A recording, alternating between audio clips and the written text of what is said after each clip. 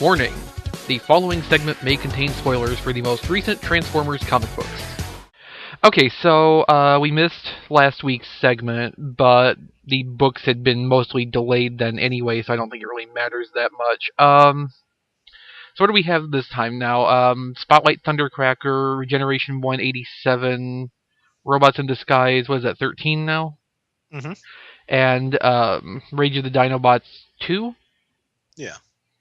Okay, why don't we start with Rage of the Dinobots, since that was the issue that actually did come out properly last week. Of course, Okay. Thundercracker and Regeneration leaked for a few hours on Comixology. Oops. um, yeah, Rage of the Dinobots, nothing really happened. Yeah.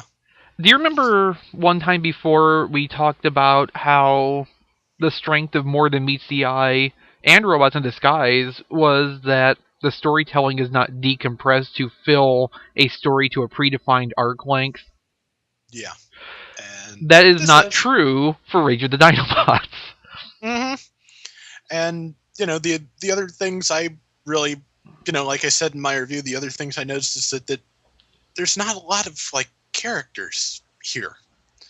The only people who display any kind of character are people who we know from 30 years back what they're going to be like. And Sirket Ripclaw, who is, loyal toady. That's it. Right. Yeah, I mean, there's just there's no substance.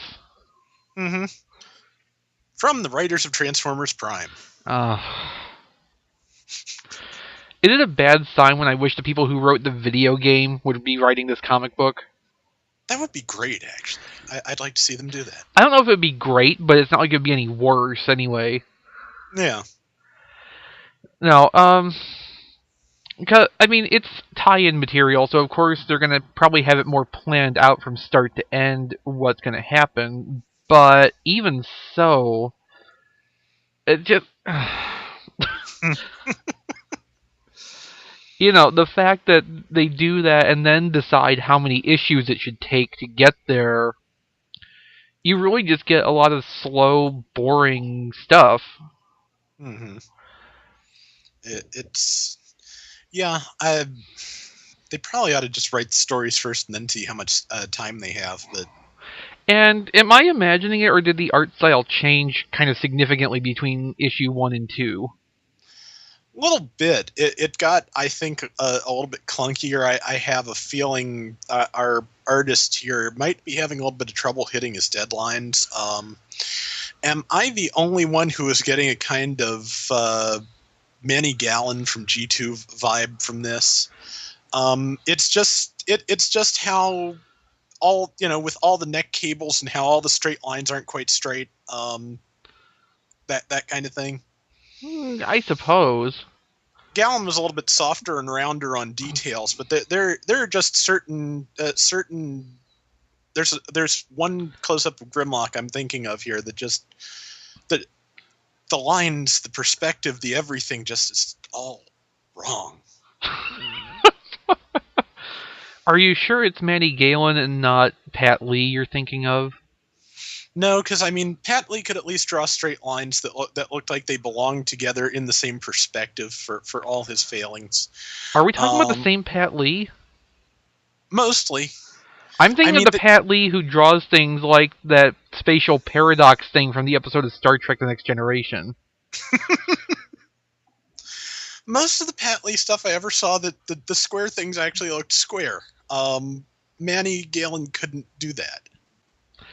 See, all the Pat Lee things I remember is the square things look like marshmallows. Yes, but they were marshmallows drawn in perspective.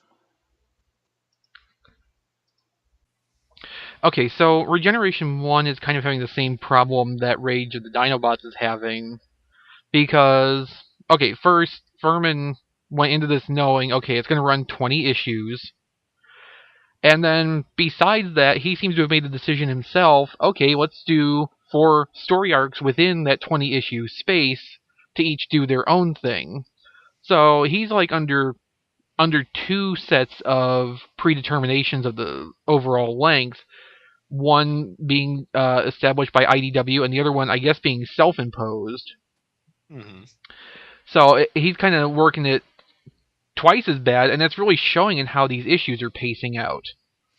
Yeah, I mean, you'd think if anything he'd be rushing to make sure he'd get everything he'd want in there, but that is definitely not the case. Mm-hmm.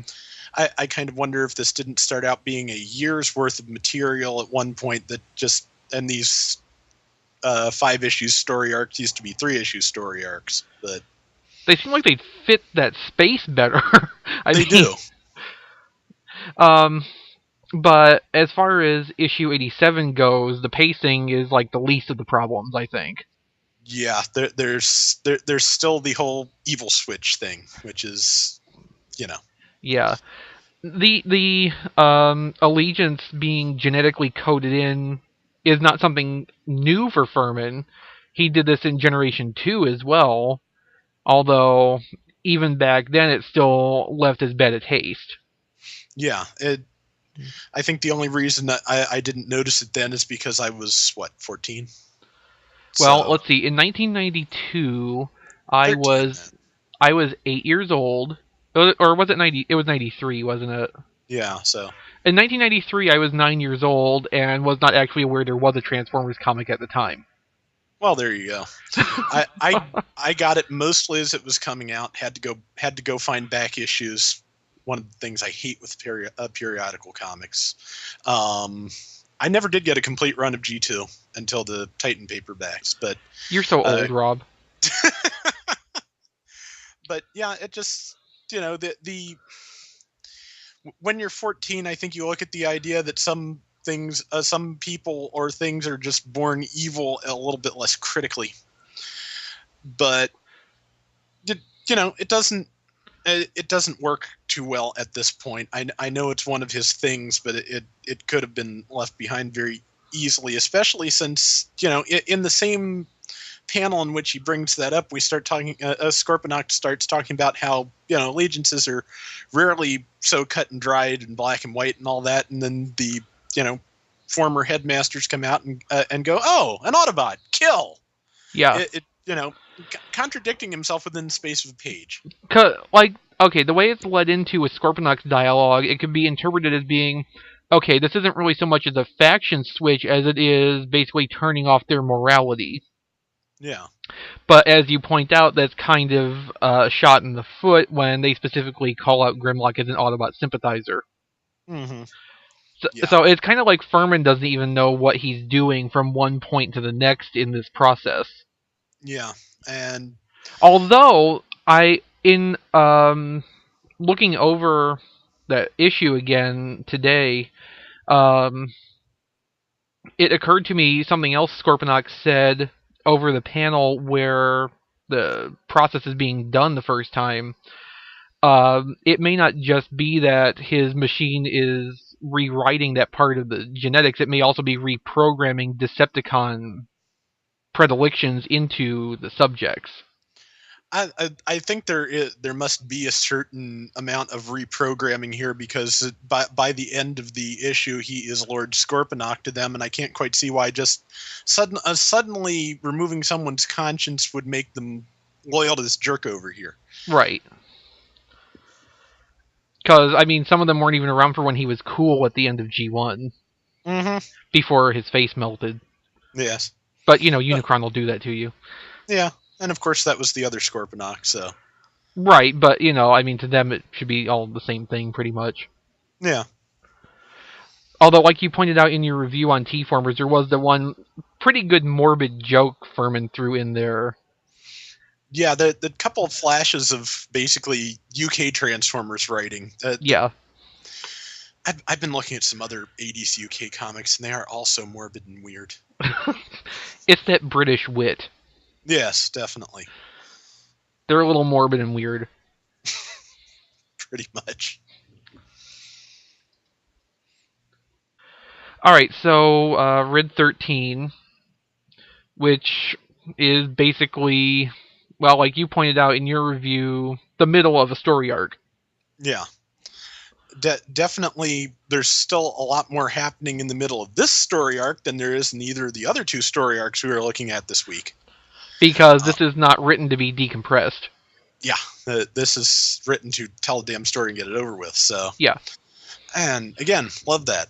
So, Remember I said that issue 12 of More Than Meets the Eye was like the season finale to a TV show?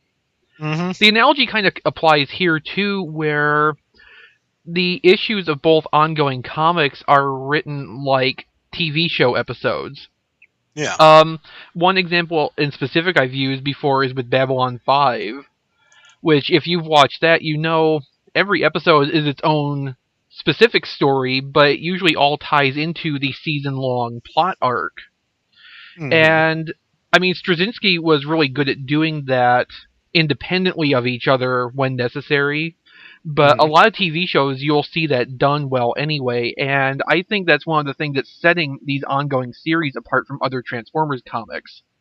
yeah, It's kind of like how I remember the first time reading through the Marvel G1 issues, where, yeah, you'd have your story arcs that come up every now and then, but there was also a lot of issue to issue stuff, and it's a lot more pleasant to read casually at that rate. You're not always in the middle of some major thing going on.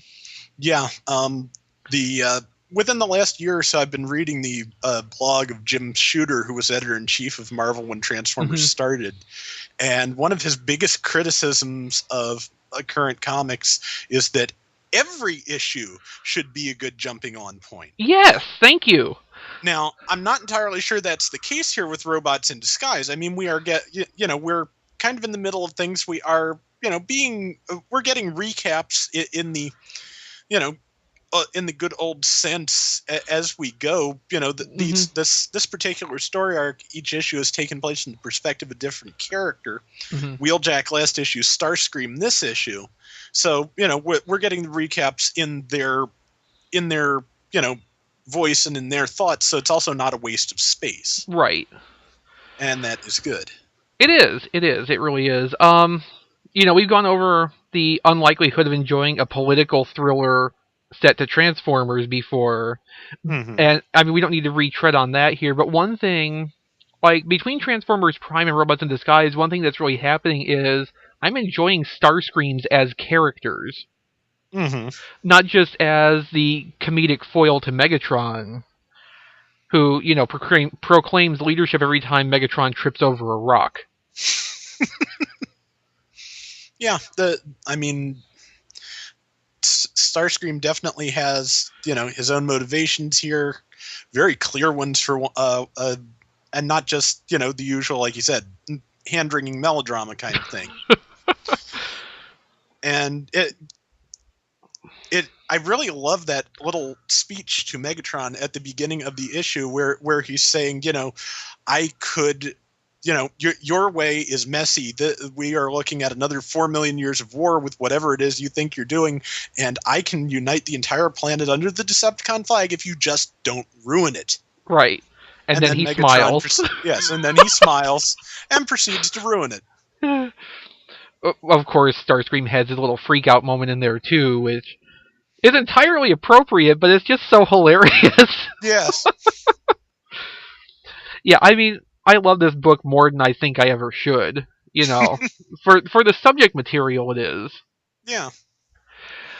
Um, but yeah, I mean, what other specific thoughts did you have on this issue?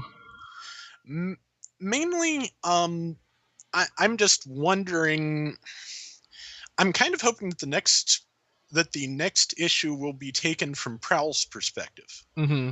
because I can't particularly see where he is at the end of this issue as being his end game, his final plan for fixing Cybertron. But at the same time, I have no idea what he's really doing. Well, I mean, you have to remember what Prowl's character type is.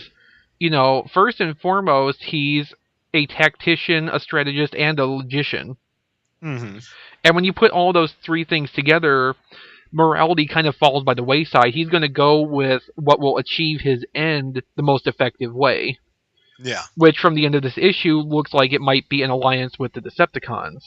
And in all honesty, if Megatron has learned anything from dealing with Starscream, he will shoot Prowl in the face immediately.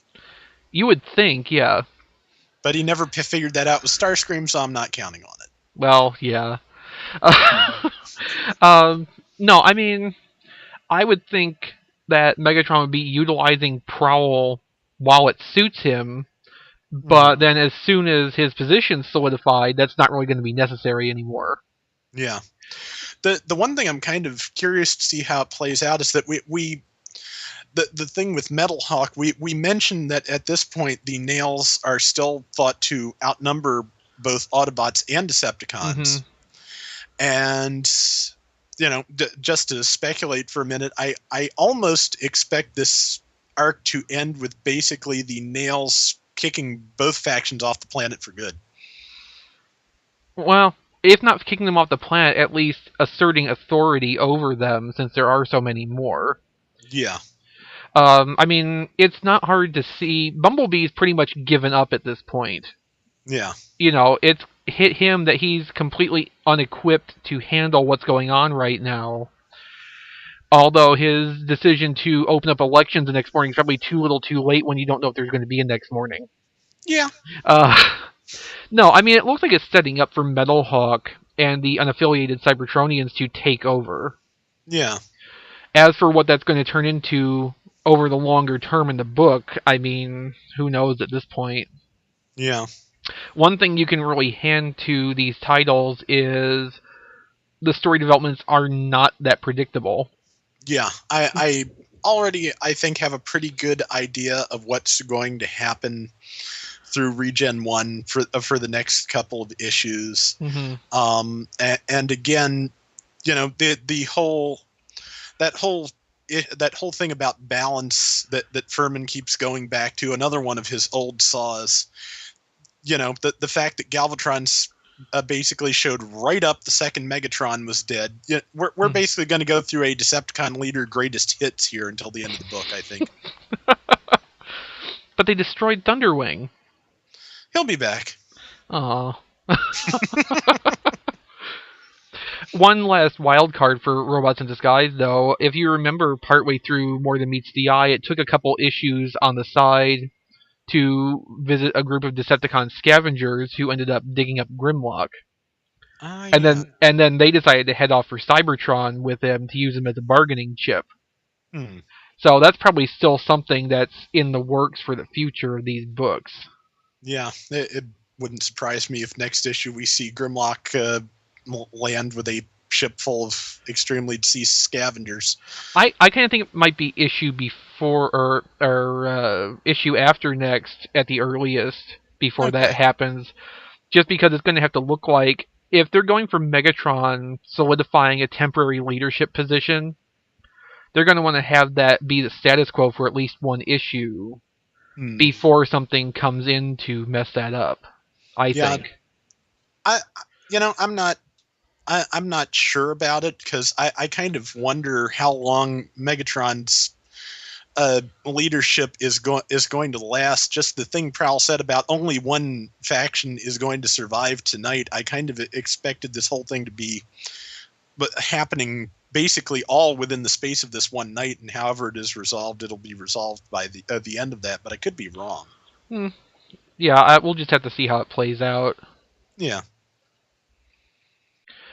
So finally, for this large batch of issues, we have Spotlight Thundercracker, which I kind of feel like is the least consequential of all the books that came out. It is. I mean, we're on and off. We're getting things about Metroplex throughout all the books, and this kind of ties into that. But the real point, I think, to this was just to show that Thundercracker was a Transformer who basically liked Megatron's stated ideals, and then saw the bunch of bastards he wound up working with. Right. I mean, that's something that's come up before, too, where Megatron had pretty admirable concepts at the beginning versus the really corrupt Autobot government, but the people he had to engage to actually put any of that forward were the lowest dregs of society. Mm-hmm. And that's who stayed around for the next several million years. Yes. Um, but no, I mean, basically nothing actually happens in this issue. It's just kind of a character study of Thundercracker. Mm-hmm. Um, After the end of All Hail Megatron, when basically the whole structure of the Transformers fell apart, Thundercracker abandoned the Decepticons and was hanging out on Earth studying humans. And I think a lot of people had hoped that Spotlight Thundercracker would be looking at what he was up to at the same time the new ongoing titles were going on, because he hasn't shown up again. Mm. But instead, we get this one set millions of years ago, which basically could just be thrown out because, again, nothing happens in this that has any ramifications for any other books. Yeah.